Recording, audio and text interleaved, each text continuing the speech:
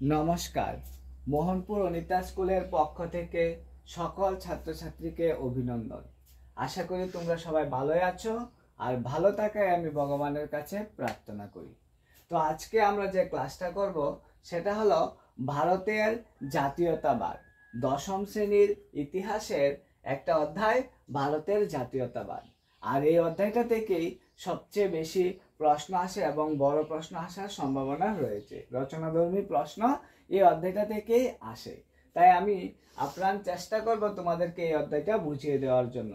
যদিও আমার বোর্ডটায় যে লেখাগুলি সেগুলি অস্পষ্ট রয়েছে, তবু তোমরা একটু কষ্ট করে বুঝে নেবে এবং আমি যে কথাগুলি বলছি সেই কথাগুলি অবশ্যই মনোযোগ সহকারে শুনবে। কেননা তোমরা যদি কথাগুলি মনোযোগ সহকারে শোনো তাহলে সেই প্রশ্নগুলির উত্তর তোমরা অটোমেটিক্যালি দিয়ে দিতে পারবে। তো আর কথা না বাড়িয়ে আমি আজকে শুরু করতে চলেছি আমাদের যে ক্লাসটা, সেটা হলো দশম শ্রেণীর ভারতের জাতীয়তাবাদ। তো দশম শ্রেণীর ভারতের জাতীয়তাবাদের প্রথম যে জায়গা থেকে শুরু হয়েছে অধ্যায়টা, সেটা হলো প্রথম বিশ্বযুদ্ধ, তারপর খিলাফত আন্দোলন এবং অসহযোগ আন্দোলন। তো প্রথমেই ছিল প্রথম বিশ্বযুদ্ধের অব্যাহতির পরে ভারতে দেখা গেল যে কি অব্যাহতির পর ভারতে এক নতুন আর্থ সামাজিক পরিস্থিতির সৃষ্টি হয়েছিল। একদিকে যেমন সাধারণ মানুষের উপর করের বোঝা বাড়তে থাকে, অন্যদিকে তেমনি যুদ্ধের সময় নিত্য প্রয়োজনীয় দ্রব্যের দামও সাধারণের নাগালের বাইরে চলে গিয়েছিল।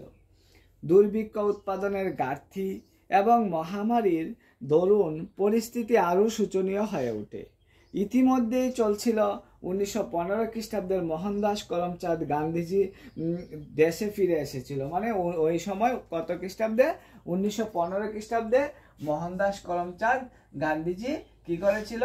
দেশে ফিরে এসেছিল, তাই না আইনত ওনার আইন পাস করে। ঠিক আছে, তারপর দেখা গেল যে কি দেশে ফিরে আসেন তিনি বল প্রয়োগের পরিবর্তে অহিংস পদ্ধতিতে সততার মাধ্যমে প্রতিবাদ জানানোর কথা চেষ্টা করেন বা প্রতিবাদ জানানোর চেষ্টা করেছিলেন। তারপর স্বৈরাচারের বিরুদ্ধে তার এই অভিনব পন্থা সত্যাগ্রহ নামে পরিচিত হয়। ঠিক আছে, তারপর হলো কি অহিংস এবং সত্যাগ্রহ এই দুই হাতিয়ারকে কাজে লাগিয়ে তিনি চম্পারণ, খেদা এবং আহমেদাবাদের 3টি সত্যাগ্রহ আন্দোলন করে সাফল্য লাভ করেন। তাহলে গান্ধীজি কত খ্রিস্টাব্দে ফিরে এসেছিল? 1915 খ্রিস্টাব্দে। তারপর তিনি সেই 15 খ্রিস্টাব্দে ফিরে এসে কি করেছিল? অসহযোগ এবং সত্যাগ্রহ আন্দোলন শুরু করেছিল এবং পরপর 3টে আন্দোলনে তিনি কি করেছিল? সফলতা লাভ করেছিল। একটা হলো কি অসহযোগ, তারপর হলো কি খেদা এবং অসহযোগ, কেদা এবং আহমেদাবাদের এই 3টি চম্পারণ, এই 3টি আন্দোলনে তিনি জয়লাভ করেছিল। তারপর অন্যদিকে ব্রিটিশ সরকারের বিরুদ্ধে ভারতীয়দের রাজনৈতিক আন্দোলনকে দুর্বল করে দেওয়ার জন্য 1919 খ্রিস্টাব্দে রাওলাট আইন ভারতের আইনসভা থেকে পাশ করানো হয়। তারপর ইংরেজরা বুঝতে পারলো যে এই আন্দোলন আস্তে আস্তে কি হয়ে যাবে? ব্যাপক সাড়া বিস্তার করবে। এই জন্য কি করলো ইংরেজরা? 1919 খ্রিস্টাব্দে রাওলাট আইন নামে একটা আইন পাশ করলো। ঠিক আছে, তো এই আইনটা কি ছিল? রাওলাট আইন। অবশ্যই তোমরা কিন্তু মনে রাখবে, রাওলাট আইন নামে একটি আইন পাশ করেন। গান্ধীজি এই ভিত্তিহীন আইনের বিরুদ্ধে, মানে রাওলাট আইনের বিরুদ্ধে প্রতিবাদ গড়ে তোলার জন্য একই বছরে শুরু করেন রাওলাট সত্যাগ্রহ। মানে 1919 খ্রিস্টাব্দে তিনি রাওলাট সত্যাগ্রহ শুরু করে দিয়েছিলেন। দেশের বিভিন্ন প্রান্তে, বিশেষত উত্তর ভারতে বন্ধ হরতাল পালিত হয়। 10 এপ্রিল ব্রিটিশ সরকার পাঞ্জাব প্রদেশ সামরিক আইন বলবৎ করেন।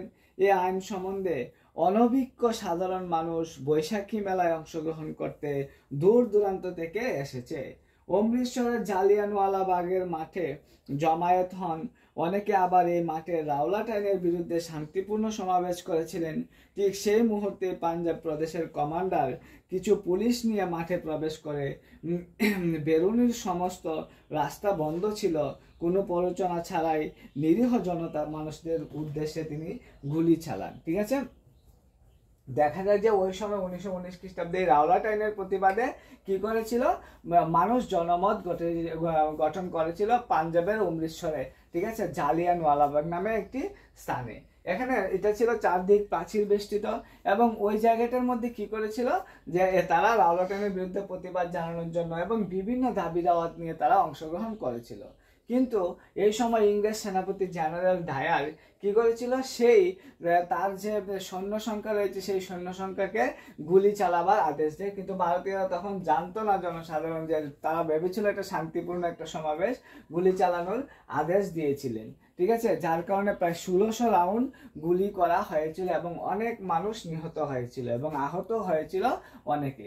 ঠিক আছে, যার কারণস্বরূপ দেখা গেল এই ঘটনার পর উন্মুক্ত জনতা, অনেক মানুষ মৃত্যুগ্রহণ করেছিল, উন্মুক্ত জনতা ভাঙচুর চালায় এবং বহু সরকারি সম্পত্তি ক্ষয়ক্ষতি হয়েছিল। ব্রিটিশ সরকারের উদ্দেশ্য ছিল সাধারণ মানুষের মনে ভয় এবং সন্ত্রাসের বাতাবরণ তৈরি করা। এই আন্দোলন সহিংস হয়ে ওঠার গান্ধীজি তা প্রত্যাহার করেন, মানে অহিংস হয়ে উঠেছিল, অহিংস নয় সহিংস হয়ে উঠেছিল। অন্যদিকে প্রথম বিশ্বযুদ্ধের পরাজয়ের ফলে মিত্র শক্তির রাষ্ট্রবর্গ তুরস্কের উপর কঠোর শর্ত আরোপ করে এবং মুসলিমদের ধর্মীয় নেতা খলিফার পদটিকে অবমাননা করেন। ফলস্বরূপ অন্যান্য দেশের পাশাপাশি ভারতের মুসলিমরা ব্রিটিশদের এই অত্যাচারের ক্ষুণ্ণ হন। এই পরিস্থিতিতে কাজে লাগিয়ে হিন্দু মুসলিম ঐক্যকে পুনরায় জাগরিত করতে গান্ধীজি 1919 খ্রিস্টাব্দে শুরু করেন খিলাফত আন্দোলন। তাহলে তিনি কত খ্রিস্টাব্দে খিলাফত আন্দোলন শুরু করেছিলেন? 1919 খ্রিস্টাব্দে। তাহলে আমাদের যদি প্রশ্ন আসে যে রাওলাট আইন কবে প্রবর্তিত হয়েছিল? 1919 খ্রিস্টাব্দে। আবার খিলাফত আন্দোলন 1919 খ্রিস্টাব্দে। তখন কি করেছিল? হিন্দু মুসলিম একসঙ্গে ছিল। ঠিক আছে, খিলাফত আন্দোলনের যে মুখ্য ছিল তারা মোহাম্মদ আলী এবং সৈকত আলী, এবং গান্ধীজি এই আন্দোলনে নেতৃত্ব দেন। তারপর 1920 খ্রিস্টাব্দে কংগ্রেস কলকাতা অধিবেশনে স্বরাজ অর্জন করলে ব্রিটিশ সরকারের বিরুদ্ধে এক বৃহত্তর আন্দোলনের প্রস্তাবিত গৃহীত হয় অসহযোগ আন্দোলন নামে। তারপর 1900 কত খ্রিস্টাব্দে 20 খ্রিস্টাব্দে কংগ্রেস কলকাতা অধিবেশনে স্বরাজতা অর্জন করেছেন এবং এখান থেকে কি শুরু হয়েছিল? অসহযোগ আন্দোলন। গান্ধীজি ভারতীয়দের বিভিন্ন বিদেশি প্রতিষ্ঠান, বিদেশি বস্ত্র, সরকারি পুরস্কার এবং পদবি ফিরিয়ে দেওয়ার জন্য অনুরোধ করেন। সামাজিক দিক থেকে বয়কটের মধ্য দিয়ে এই আন্দোলন জনসমাজে ব্যাপক প্রতিক্রিয়া সৃষ্টি করেছিল এবং কংগ্রেসের বহু নেতা এই আন্দোলনের ভবিষ্যৎ নিয়ে চিন্তিত হলেও ওই বছরই কংগ্রেসের নাগপুর অধিবেশনে অসহযোগ আন্দোলনের প্রস্তাব গৃহীত হয়। বলতে 1920 খ্রিস্টাব্দে কি করেছিল? অসহযোগ আন্দোলনের কি করেছিল? ডাক শুরু হয়েছিল বা অসহযোগ আন্দোলন শুরু হয়ে গিয়েছিল। তাহলে আমরা বলতে পারি যে কত খ্রিস্টাব্দে? 1919 খ্রিস্টাব্দে রাওলাট আইন হয়েছিল দ্বিতীয় বিশ্বযুদ্ধের পরবর্তী সময়ে। তারপর এই 1919 খ্রিস্টাব্দে রাওলাট আইনকে প্রতিহত করার জন্য জালিয়ানওয়ালাবাগের হত্যাকাণ্ড হয়েছে। তোমাদের প্রশ্ন আসতে পারে জালিয়ানওয়ালাবাগের হত্যাকাণ্ড কখন হয়েছিল এবং এই হত্যাকাণ্ডের বিস্তৃতি ব্যাখ্যা করো। তারপর জালিয়ানওয়ালাবাগের হত্যাকাণ্ডের প্রতিবাদে গান্ধীজি কি করেছিল? অনেককে বলেছিল যে তাদের ইংরেজদের দেওয়া যে উপাধিগুলি আছে সেই পদবিগুলিকে ত্যাগ করতে হবে, ইংরেজদের দেওয়া অফিস আদালত বিভিন্ন জিনিস বর্জন করতে হবে। এই সুবাদে রবীন্দ্রনাথ ঠাকুরও কি করেছিল? যে ইংরেজদের দেওয়া নাইট উপাধি ত্যাগ করে দিয়েছিল। তারপর শুরু হলো কলকাতা অধিবেশনে যে অসহযোগ আন্দোলন, সেটা হলো কি 1920 খ্রিস্টাব্দে শুরু হয়ে গেল অসহযোগ আন্দোলন। তারপর যে আমরা পরবর্তী যে সম্পর্ক সেটা হলো আন্দোলনের ধারা। এবার আন্দোলন যেহেতু শুরু হয়েই গেল, সে আন্দোলনের বিভিন্ন ধারা প্রবর্তিত হয়েছিল। এর মধ্যে ছিল শহরাঞ্চলে দেশের মধ্যবিত্ত শ্রেণীর ব্যাপকভাবে সেই অসহযোগ আন্দোলনে ঝাঁপিয়ে পড়েছিল। তারা একে একে স্কুল, কলেজ, অফিস, আদালত বয়কট করা শুরু করে দিয়েছিল। তারপর হলো এমনকি বেশ কয়েকজন রাজনৈতিক দল কাউন্সিল নির্বাচন বয়কট করে, তবে এক্ষেত্রে ব্যতিক্রম লক্ষ্য ছাড়া, যেমন মাদ্রাজের জাস্টিস পার্টি আইনসভা ছেড়ে চলে যাওয়ার ব্যাপারে উৎসাহী ছিলেন না। অর্থনৈতিক দিক থেকে এই আন্দোলন যথেষ্ট তাৎপর্যপূর্ণ হয়েছিল। বিদেশি বস্ত্রের আমদানি এক সময় প্রায় অর্ধেক হয়ে গিয়েছিল। ফলস্বরূপ বহুদিন ধরে ভুগতে হয়েছিল। দেশীয় মিলগুলির আবার চাঙ্গা করে উঠতে অনেক সময় লেগেছিল। অন্যদিকে অযোধ্যার কৃষকরা রাজস্বের হার কমানোর, বেগার প্রথার বিলুপ্তি, জমিতে চাষ করা স্থায়ী অধিকারের দাবিতে আন্দোলন শুরু করেন। তাদের আন্দোলনের নেতৃত্ব দিয়েছিলেন বাবা রামচন্দ্র। তবে এই আন্দোলন ব্রিটিশ বিরোধী আন্দোলন থেকে বেশি শ্রেণী সংগ্রাম ছিল বলা চলে। জওহরলাল নেহরুর নেতৃত্বে এই কৃষক আন্দোলনকে কংগ্রেসের সঙ্গে একত্রিত করার জন্য অযোধ্যা কিষাণ সভা গঠন করেছিলেন। মাসখানেকের মধ্যেই এই সংগঠনের ৩০০টি শাখা ধীরে ধীরে স্থাপিত হয়েছিল। কিন্তু গান্ধীজি অহিংস আন্দোলনের কথা বললেও কৃষকদের মধ্যে জমে থাকা বিক্ষোভের বহিঃপ্রকাশ ঘটে জমিদার এবং তালুকদার ঘরবাড়ির ভাঙচুর করে শস্য লুণ্ঠন করার মাধ্যমে। দেখা গেল ভারতের মধ্যে একটা বিশৃঙ্খল পরিবেশ সৃষ্টি হয়ে গিয়েছিল। উপনিবেশিক অরণ্য আইন অন্ধ্রপ্রদেশ উপজাতিদের জীবন ধারণে পরিপন্থী হয়ে দাঁড়িয়েছিল। এছাড়া ব্রিটিশ সরকার উপজাতিদের অরণ্য থেকে দূর করে বেগার শ্রম করতে বাধ্য করলে তারা বিদ্রূপ হয়ে ওঠে এবং বিক্ষুব্ধ হয়ে ওঠে। অসহযোগ আন্দোলনের সময় উপজাতিদের নেতা আল্লুরি সীতারাম রাজু গান্ধীজির আদর্শে উপজাতিদের ঐক্যবদ্ধ করেন, কিন্তু নিজের অবস্থান উন্নতি সাধন এবং স্বরাজ অর্জনের লক্ষ্যে উপজাতিদের আন্দোলন সহিংস হয়ে ওঠে। আবার আসামে চা বাগানের শ্রমিকদের কাছে স্বরাজ শব্দটির অর্থ ছিল বাগানে বন্দি অবস্থা থেকে মুক্তি পেয়ে ঘরে ফেরার স্বাধীনতা। অসহযোগ আন্দোলনের খবর পেয়ে যখন তারা নিজেদের বাড়ির উদ্দেশ্যে রওনা হচ্ছে, তখন পরিবহন ধর্মঘটের জন্য তাদের আর গন্তব্যে পৌঁছানো হয়ে ওঠে না। পুলিশের হাতে ধরা পড়ে তাদের পুনরায় বাগানে যেতে হয়েছিল। গান্ধীজি অহিংস আন্দোলন এর কথা বললেও নিম্ন শ্রেণীর গরিব মানুষদের পক্ষে নিজেদের উত্তেজনা কূপ চেপে রাখা অসম্ভব হয়ে ওঠে, যার ফলে আন্দোলন সহিংস হয়ে ওঠে। এমনি এই ঘটনা ঘটে 1922 খ্রিস্টাব্দের ফেব্রুয়ারি মাসের যুক্ত প্রদেশের গোরক্ষপুর জেলায় চোরাচুরি নামক গ্রামে, যেখানে উত্তপ্ত গ্রামবাসী কবে হয়েছিল? 1922 খ্রিস্টাব্দে। উত্তপ্ত গ্রামবাসী কোনো রকম প্ররোচনা ছাড়াই একটি পুলিশ স্টেশনকে জ্বালিয়ে দেন এবং 22 জন পুলিশ মারা যায়, নিহত হয়। এই ঘটনায় ক্রুদ্ধ হয়ে গান্ধীজি আন্দোলন প্রত্যাহার করে নেন। শেষ পর্যন্ত গান্ধীজি আন্দোলন প্রত্যাহার করে নিতে বাধ্য হয়েছিল। কবে? 1922 খ্রিস্টাব্দে চৌরাচুরি ঘটনা, উত্তরপ্রদেশের গোরক্ষপুর জেলায় একটা চৌরাচুরি ঘটনা হয়েছিল। এই ঘটনায় একটা পুলিশ স্টেশনে সাধারণ জনতা আগুন ধরিয়ে দেয়, প্রায় 22 জন পুলিশ নিহত হয়েছিল। গান্ধীজি বুঝে গিয়েছিল যে এই আন্দোলন আস্তে আস্তে হিংসার রূপ ধারণ করতে শুরু হয়েছে। এই জন্য তিনি এই আন্দোলনটাকে কি করেছিলেন? প্রত্যাহার করেছিলেন। তারপর শুরু হলো আইন অমান্য আন্দোলন। তাহলে আমরা দেখলাম যে প্রথম বিশ্বযুদ্ধের পর যে পরিস্থিতিতে ভারত উঠেছিল, তারপর সে আইন অমান্য আন্দোলনের অভিমুখে আস্তে আস্তে অগ্রসর হলো। বহু কংগ্রেস নেতাই 1919 খ্রিস্টাব্দের মন্টেগু চেমসফোর্ড আইন বা ভারত শাসন আইনের সুপারিশ অনুসারে আইনসভা নির্বাচনে অংশগ্রহণ করতে চেয়েছিলেন, যাতে আইনসভা থেকে ব্রিটিশ সরকারের বিভিন্ন কার্যকলাপের বিরুদ্ধে প্রতিবাদ করা যায়। কিন্তু গান্ধীজির বয়কট প্রস্তাবের দরুন তা আর সম্ভব হয়ে ওঠেনি। একদিকে মতিলাল নেহেরু এবং চিত্তরঞ্জন দাস যখন স্বরাজ দল গঠন করলেন, অন্যদিকে জওহরলাল নেহেরু এবং সুভাষচন্দ্র বসুর মতো কিছু তরুণ কংগ্রেসি নেতা পূর্ণ স্বরাজের ব্যাপারে জোর দিয়েছিলেন। গান্ধীজি আন্দোলন প্রত্যাহার করে নেওয়ার পর ভারতীয় রাজনীতির গতি স্লথ হয়, ধীরে ধীরে একটু কমে গিয়েছিল। পাশাপাশি বিশ্বব্যাপী মন্দা এবং কৃষি উৎপাদন ব্যাহত হওয়ার দরুন অর্থনীতিতেও আরো প্রভাব পড়েছিল। এরকম অবস্থায় দেশের সাংবিধানিক ব্যবস্থার রূপরেখা স্থির করতে স্যার জন সাইমনের নেতৃত্বে 1927 খ্রিস্টাব্দে সাইমন কমিশন গঠিত হয়েছিল। স্যার জন সাইমনের নেতৃত্বে সাইমন কমিশন কি করেছিল? গঠন করা হয়েছিল। সেই সাইমন কমিশন গঠন করার পরিপ্রেক্ষিত কি করেছিল? যে গঠন করা হয়েছিল, এই কমিশনে কোনো ভারতীয় সদস্য ছিল না।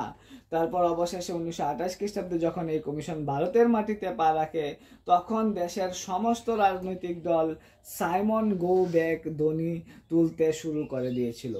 এরপর 1929 খ্রিস্টাব্দে ভাইসরয় আরউইন ডোমিনিয়ন স্ট্যাটাসের আভাসে দিয়ে ভারতের নতুন সংবিধানের ব্যাপারে আলাপ আলোচনার জন্য লন্ডনের গোলটেবিল বৈঠকের সুপারিশ করেন।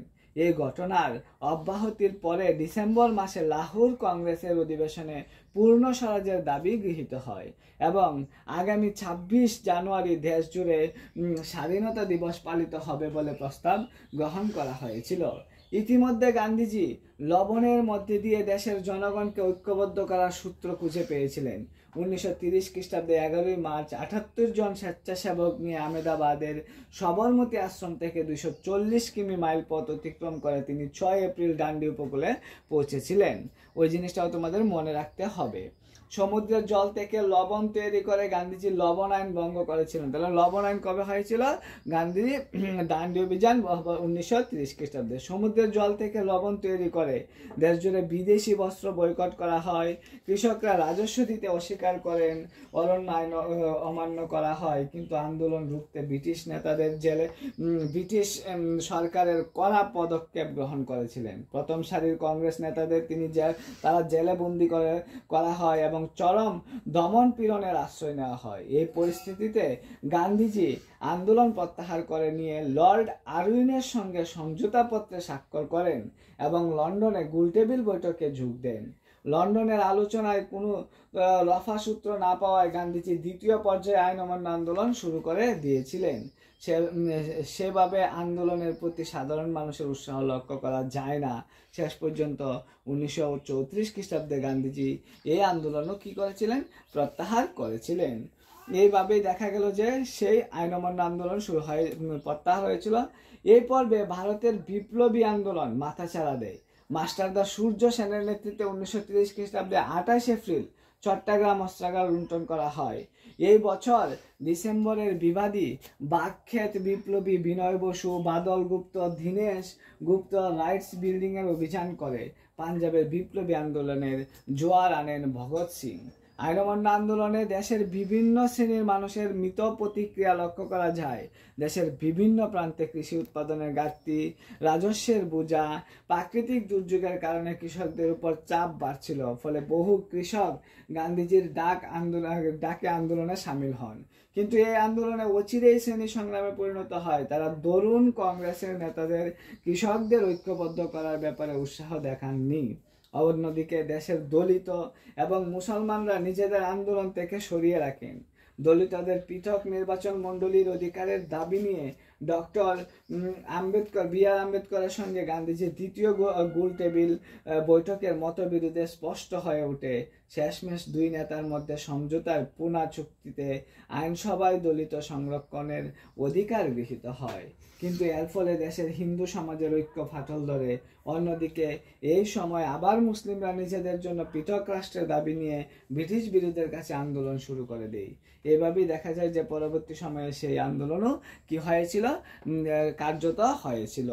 তারপর হলো সমষ্টিগত একাত্মতার অনুভূতি। তারপর দেখা গেল যে সমষ্টিগত একাত্মতার অনুভূতি দেখা দিয়েছিল। জাতীয়তাবাদের ধারণা তখনই জাগরিত হয় যখন দেখা যায় যে মানুষের মনে ধর্ম, জাতি, বর্ণ এবং ভাষার ভিত্তিতে ঐক্যের ভাব গড়ে ওঠে।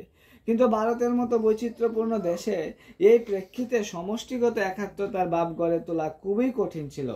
একাত্মতার ধারণা শুধুমাত্র ঐক্যবদ্ধ সংগ্রামের মধ্য দিয়ে আসে না, সাংস্কৃতিক প্রক্রিয়াও এক্ষেত্রে কার্যকরী ভূমিকা গ্রহণ করে।